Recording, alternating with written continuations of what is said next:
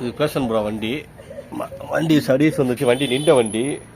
நிற்கிற வண்டியில் என்னென்ன செய்யணும் அப்படிங்கிறத ஒரு சின்ன தகவல் நான் சொல்கிற மட்டும் ஃபாலோ பண்ணிங்கன்னா வண்டி இங்கே எத்தனை வருஷம் நிப்பாட்டிட்டு போனாலும் வந்து பெட்ரோல் விட்டு வண்டி ஸ்டார்ட் ஆகிடும். சிம்பிளான மெத்தடு தான், வேறு ஒன்றும் இல்லை.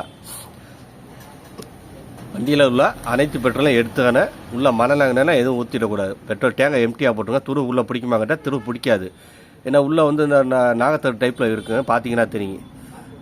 உள்ளே துரு பிடிக்காது. அதனால கண்டிப்பான முறையில் நீங்கள் பெட்ரோல் ஃபுல்லாக எடுத்துருங்க. பெட்ரோல் ஃபுல்லாக எடுத்துட்டு அடுத்து என்ன பண்ணுறீங்கன்னா,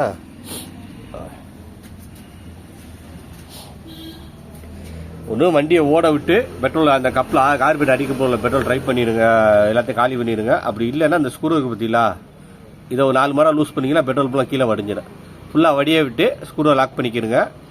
ஸ்க்ரூவை கழட்டி தனியாக வெளியில் எடுத்துடக்கூடாது, அதான் முக்கியம். ஏன்னா மெக்கானிக்கெல்லாம் திருப்பி மாட்டிடுவா. கொஞ்சம் காசாக இருந்தாலும் இந்த ஸ்க்ரூ திருப்பி ஏறாது, நல்லா தெரிஞ்சுக்கோங்க. இந்த ஸ்க்ரூவை 4 மரம் லூஸ் பண்ணி விட்டிங்கன்னா பெட்ரோல் ஃபுல்லாக வெளியாகிடும். அடுத்து என்ன செய்யணும்னா, நீங்கள் அங்கேருந்து ஊர்லேருந்து இப்போ 1 வருஷம் வண்டி நிற்கிது, வண்டி 1 வருஷமாக நிற்கிது, நீங்கள் அந்த ஊர்லேருந்து வர்றீங்க, வந்து ஸ்டார்ட் பண்ணையில் முதல்ல என்ன செய்யணும்னா பெட்ரோலை ஊற்றிட்டு இதில் வந்து ஒரு 1/4 லிட்டர் பெட்ரோலை பிடிச்சிக்கிறாங்க. பெட்ரோல் ட்ரையாக நிப்பாட்டிடுங்க. நிப்பாட்டிட்டு உள்ளே மண்ணெண்ணெய் எதுவுமே ஊற்றி வைக்கக்கூடாது. அதேமாதிரி தண்ணியை வச்சு வாட்டர் சர்வீஸ் பண்ணக்கூடாது. உள்ள வாட்டர் சர்வீஸும் பண்ணக்கூடாது. வாட்டர் தண்ணி உள்ளே டேங்குள்ளே பட்டாலே டேங்கில் துரு பிடிச்சிடும், நல்லா தெரிஞ்சுக்குங்க. துரு பிடிக்கும். அதெல்லாம் வந்து உள்ளே வாட்டர் சர்வீஸ் பண்ணிடக்கூடாது. கண்டிப்பான முறை பண்ணாங்க. அப்படி தேங்காய் ஏதாவது உங்கள் க்ளீன் பண்ணணும் அப்படின்னு வச்சிங்கனாக்க ஒரு 1/2 லிட்டர் பெட்ரோலை உள்ளே ஊற்றி அலசிட்டு நீங்கள் வெளியில் ஊற்றுங்க. இல்லாட்டி பெட்ரோல் நீங்கள் தேங்காய் கூட அலச தேவையில்லை. பெட்ரோலை உள்ளே ஊற்றி இது வழியாக பிடிச்சாலும் சரி, இல்லை டாப்பை கழட்டிட்டு நீங்கள் பெட்ரோலை வெளியே அப்படியே மொத்தமாக எடுத்தால் அந்த கழிவுலாம் வந்துடும், எந்த பிரச்சனையும் வராது.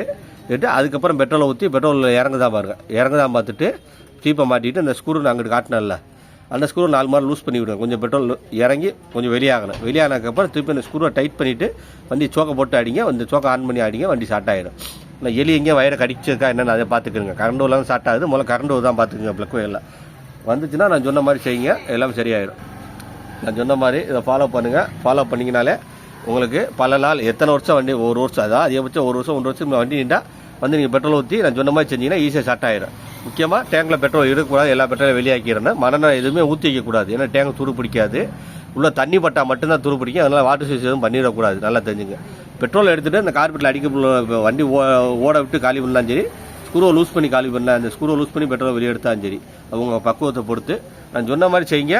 வண்டியில் எந்த பிரச்சனையும் வராது. எத்தனை 1 வருஷம் 2 வருஷம் நிப்பாட்டிட்டு வந்து நீங்கள் ஸ்டார்ட் பண்ணலாம், வண்டி உடனே ஸ்டார்ட் ஆகிடும்.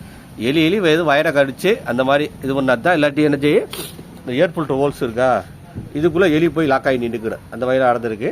அந்த மாதிரி ஆளாகட்டும், இந்த மாதிரி செய்ய.